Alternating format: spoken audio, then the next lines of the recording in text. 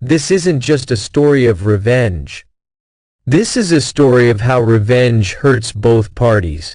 To this day, a good revenge story G-ROM this college experience years ago, when I got revenge on my cheating girlfriend, and it felt amazing. I know I'm no S. It's probably one of my favorite feelings in the world, even though I'm ashamed to admit it. So I decided to tell Abo Ive, and honestly just makes me look bad. I'm going to try my best not to paint a picture where my ex looks as bad as accurately as I can, even if it makes me look bad. Bit of context and backstory. At the time of this story, I played Divisio Ecli in different cities and states, and my entire life revolved around this. During the events of this story, I was in the after this story. I ended up getting sober and joined a program whose name you can find at the front of almost any PH, and will understand how we, addicts and alcoholics, can be. This story is an effort to explain a character defect, that dark path. However, I don't mean this story to come off in a self-pity kind of way. Lastly, I was always a good kid. IWA is able to keep an overall kindness in my spirit toward other people, and almost always did the right thing, or took the relationships. But at the time of this story, I always chalked it up to other people not doing things the way I did. I never tea because I was a 5-star boyfriend and my amazing choice in women. Infidelity would never be a part of my dating. Had a real arrogance like any guy in his early 22nd, I guess. I was in my junior year in university, and I had been single. Broke up after 3 years. I checked that relationship off as my learning experience, and I now knew what to look ship with. I'd most likely marry and start my future with. I know I was young and dumb and thought I knew her Emily. I saw Emily around the collegiate athletic facility, the university team's training grounds and locker rooms. Athletic teams often had parties, and I knew that the first one I saw her at, I would introduce myself and try to chat at one of these parties, and we pass each other on the stairs. We make eye contact and she smiled at me. I sparked to change numbers. We began the classic American style of flirting, where we constantly just hinted things back and forth for weeks, sending texts back and forth, hinting that we were interested in each other, but also playing it cool. Not me. She was on a break with her current boyfriend, who was a popular player on the football team. She ended up obliviously, but remember, I had severe hubris. At the time, her leaving him to date me just gave me a superiority comp. This guy for me. Then she would never leave me for another guy. Oh, now I was a complete idiot. I can't express how that weird feeling of I can't believe my crush is actually into me too. I was so drowned and blinded by my crush on N progressing really fast. Because of this, I didn't really do a proper inventory on why I liked her so much. Fast forward, Lee had her own athlete's dorm room, but I was a couple of years older than her, and was working full-time during the auntie near campus, and Emily was basically living with me. She even stayed there when I was out of town, which was like he team was flying all over the country. Despite everything, Emily and I were deeply in love. At the end of the season, Y teammate's birthday Friday night, and then my birthday Saturday night. They just happened to be one day after Teach ND. I got drunk Friday night and had some unprotected sex. Emily kept a period tracking calendar app on her phone, her calendar, when we had unprotected sex. So she knew if she should be worried if she missed her period. She thought she should put it in her calendar now because we would forget the next day since we were so messed up. Add unprotected sex. At this point it was like 5 a.m. And we were that 5 a.m. kinda drunk, where you're mostly just she could even do it. She fell back asleep. So I took the phone while it was still unlocked, proceeded to try and figure relationship. Emily went through my computer and phone constantly. She was very insecure and always had her never found anything because I never did shady stuff, ever. Again, looking back at this, it's an obvious red flag I missed. His wasn't one of those stories where I went through her phone looking for something and subsequently finding it in calendar while I was drunk, and I was not suspicious at all.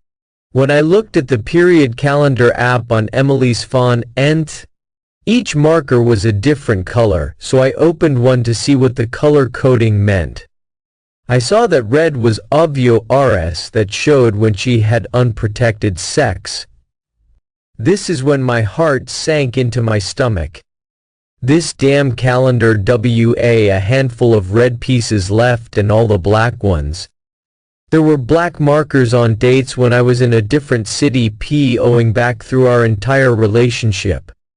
We did not have unprotected sex very often, maybe once or twice a month in the notes section of the black markers. There were a total of 4 guys throughout the entirety of our relation, almost a dozen of those damn black markers. Sometimes there were 2 in one day. Looking back on this, I only kept track of the guys and times she had unprotected sex. In almost every story I hear of infidelity it involves, or the classic coming home early and catching your partner red-handed. I, on the other hand, discovered a damn detected sex. Amongst the 4 guys I discovered, one of them was her ex that she originally left to date me. Cheating known guy she was also clearly sleeping with regularly. The last 2 fellas looked to be just a one-time thing. But without a condom. So who knows what the true story was there. I sobered up real quick. I proceeded to look through. Android phones had a folder where you could see deleted texts, but not the contents of the messages. She had those. I saw the numbers.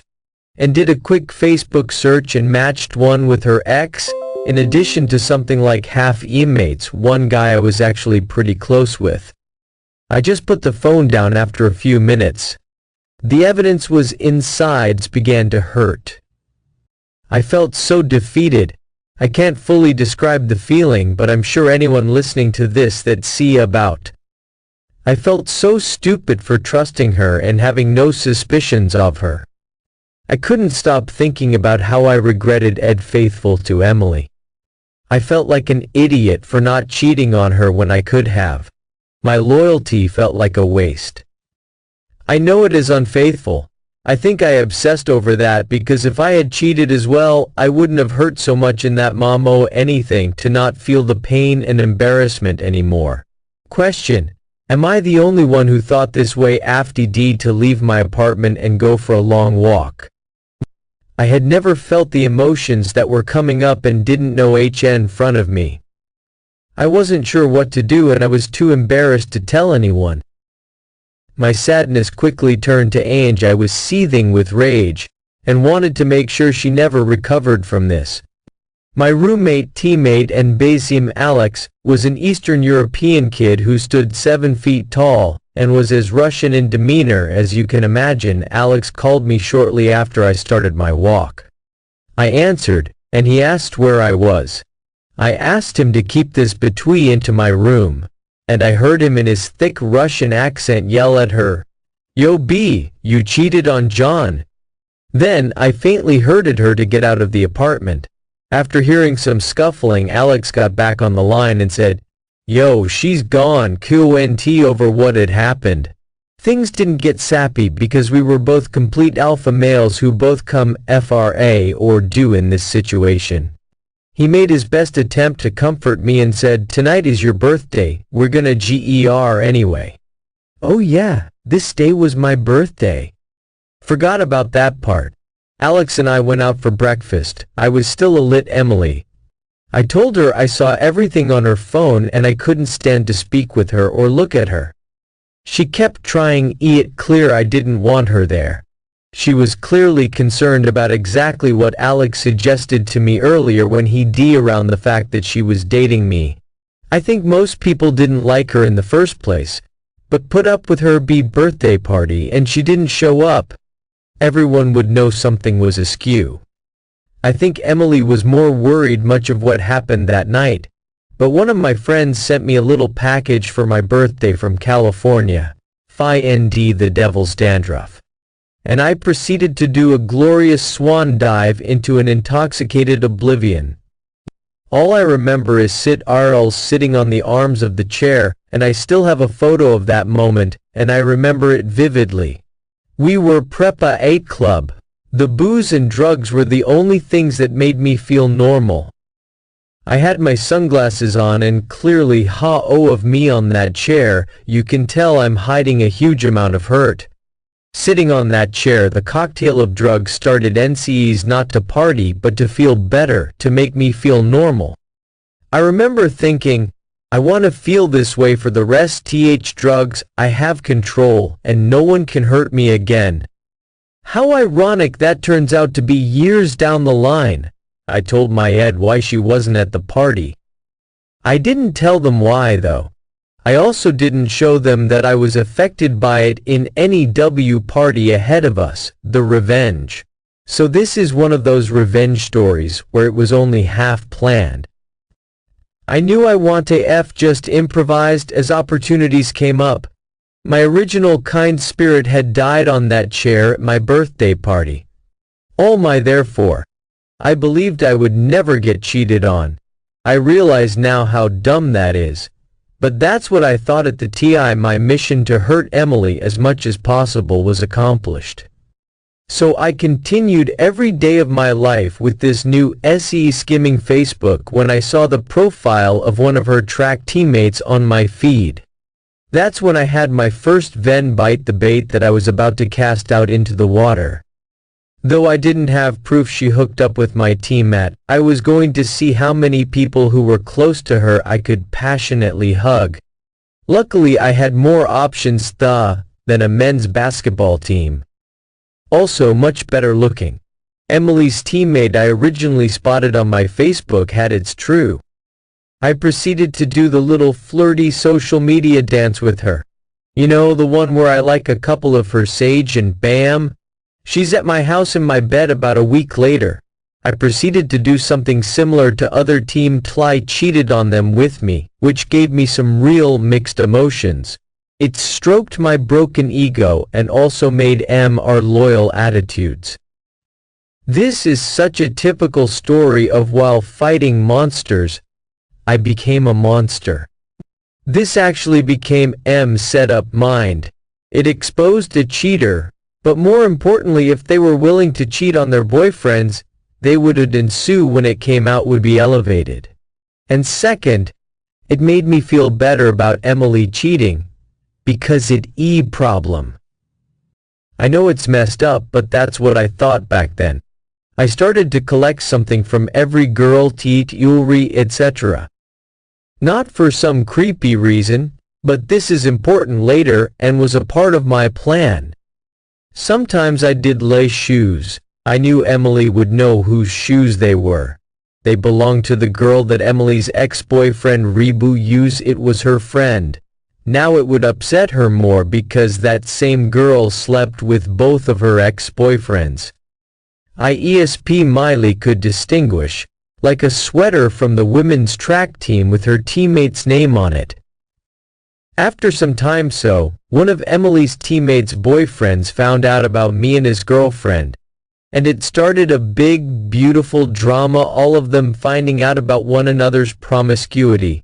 The drama was massive. Even their coaches had to get info yet satisfying way. I fell in love with the destruction I was causing. The most awesome part about all of it was that essay all over campus promoting the next game. They were everywhere. Some of the posters took up the entire site of Buai Day while this drama was erupting all around them. I felt like a triumphant dictator. It was glorious and pathetic at eating with the compliance department and my team's coaches. My coaches literally laughed at her saying, "This seemed broken any school policy, so there is nothing we can do." This infuriated the women's track coach. Their team had fall coach even got in trouble for being caught tearing down some of the smaller posters of me on campus in a raging posting photos of me with girls smiling, being happy every chance I could on Facebook and Instagram. But Undern had already forgotten the kind-hearted, naive kid I used to be. I hated my old self because I let some girl emascula-essing. No one really knew though, because I played the cool guy attitude in front of people. There was even a girl on NT with my kid after I pretended to like her the same way I did with all the other girls on Emily's team. As soon as we ran out she wasn't pregnant. The news or press that came from that further dug the knife deeper into Emily's side. I feel bad now, but at the time I didn't care. Because they were equally at fault in my eyes. Since they were cheating girls became wary of me. Plus I was running out of potential targets. I was an awful human being back then. The W friends or on the track team with Emily, but were just around her in daily life. For example, her classmates and even D with a kid, and I almost succeeded. She was down. But her and Emily's dad found out about it and stepped in and ostracized as the news spread within the family. I wanted Emily to know I was everywhere and constantly remind her head this fury of chaos upon herself. She should never have messed with me like that. Emily had to take an extended she was experiencing from the whole situation. She was becoming suicidal. She even had to go on medication and low mess was torturing her, and the more she hurt the better I felt. At this point I had already inflicted more damage than her. I spent zero time processing my own emotions or moving on from what happened. All I wanted was more reveals. She finally got a hold of me by showing up at my apartment unannounced late at night. She was there to pick up actually a local, and her parents lived close by. She was still on her medical leave and no longer staying on campus BF to her parents' house that weekend, but I couldn't let her in because I had company. Which I did, but it wasn't one of items I had collected from all the girls over the weeks. There were probably like 8 or 9 things from different GN, along with Emily's stuff into big black trash bags. I took the bags to her house and then called Emily's dad. I told him her. Emily's dad and I actually really got along and he even took my side after Emily and I broke up. But after all 15 minutes after I got off the phone with Emily's dad, I got a call from Emily. I answered because I wanted to he with hers. She was sobbing uncontrollably. It sounded like that half-crying, half-mumbling thing people do when they meet to stop my tyranny. I just smiled and basked in the glory of hearing her hurt. I responded, why were there other I mixed other girls' stuff into your stuff. It's a perfect little ironic metaphor. I thought it sounded cool at the time, and from one of Emily's friends who knew she was cheating on me during our relationship that Emily was convinced IWA make sense since I was out of town because of basketball. A very legit excuse, not just randomly on my own acco. I kept in contact with her constantly when I was gone. But obviously when I had practice or team meetings I couldn't figure this out, I guess. I assume it's just an excuse she made to protect her insecurities about the whole fiasco or to back to school from her medical leave. And we bump into each other at the physical therapy center in our athlete FA and a while since I did something that hurt her, and I was still hungry for more vengeance. I proceed to pretend like IW eventually bites after about a week. We start to mend our relationship. We proceed for about a month, but I wouldn't, nor is she allowed to go out and party with her girlfriends. I also need full access to all her accounts and her location, me a sense of control. Meanwhile, I'm not being faithful at all. This was my plan all along. Finally she finds out a buoy and nasty breakup. I told her that she literally knows what it felt like to be me when we last dated. Yet again, I felt true. After this we don't speak for years. I graduate university and move to Central America. She messages me while I'm Saint spoke. At this point, my life has become that of a real degenerate. I was doing copious amounts of drugs on a daily, legal or nefarious activities. But I still blamed her for me becoming the dark soul that I was, and took no responsibility ownership since her, and always had trouble because I couldn't trust a woman in any capacity anymore.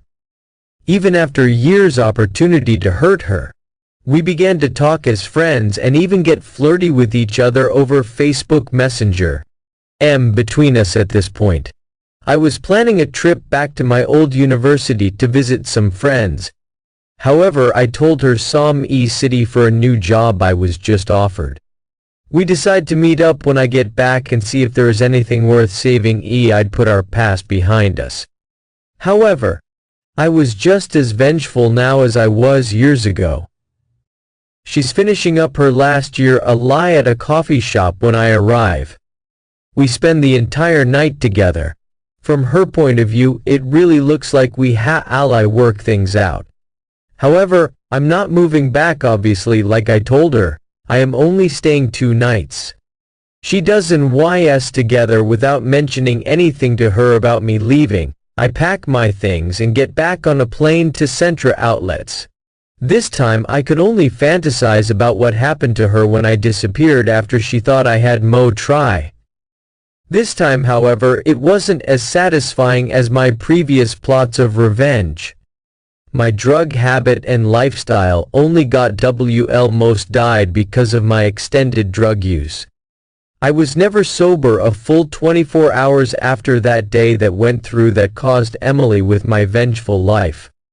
My new identity that consumed my old one was tainted with a dark spirit at heart ding me down a road where I had no morals anymore. Though I spent the entirety of this story telling everyone how it was, I wish I would have spent an equal amount of energy healing myself from the incident. If anyone reading TNGE story can bring you some satisfaction, but I hope you don't make the same mistake I did. Rather spend more time on heal you. It will be a separate journey but could distract you from putting yourself back together. And have been years cheat on me before I got sober, but this time I didn't take revenge. I spent my time healing. I changed, and on revenge I got on Emily for cheating on me. Now I'm married almost 2 years to a woman who is sober, and man, everyone who read this. Sorry if it wasn't well written. I never write like this, but I have never told the full story in why. What I hope to get from this is to share my experiences of doing horrible things, but feeling an immensely satisfying generally a good person to a relatively dark evil one. Obviously people have dark moments, but I feel like my perso. I'm looking forward to any responses from people willing listen to this. Edit 1. Hey everyone. It's been a little over 10-ish at the number of people who listen to this. I appreciate all the comments even though it was a real mixed bag. Have you apologized or talked to Emily since the events in this story? The answer is no, not yet. I am planning on years. It looks like I'll be back in her city sometime next year and I'll reach out to her then. I know a lot of you are tell-ist and mentors about this, and the decision is to apologize for my actions, and I agree it needs to be done. Also, a lot the narrative of the story, and feel the need to try and be my therapist or something, and tell me how I should have D's. Obviously horrible how I reacted. But that's not what this was about. This was about reflection without bias, and as that relationship with Emily many years ago. And most of my girlfriends and relationships after Emily were good, way, and was significantly more traumatizing than this story I wrote with Emily. But I had learned from the experience. That's when I finally got sober, and it led to the life I have now. I'm considering writing a post illustrating that story even though I was hurt even more than with Emily. The thing that totally shocked me and honestly filled my heart sharing their own stories of infidelity and drug abuse.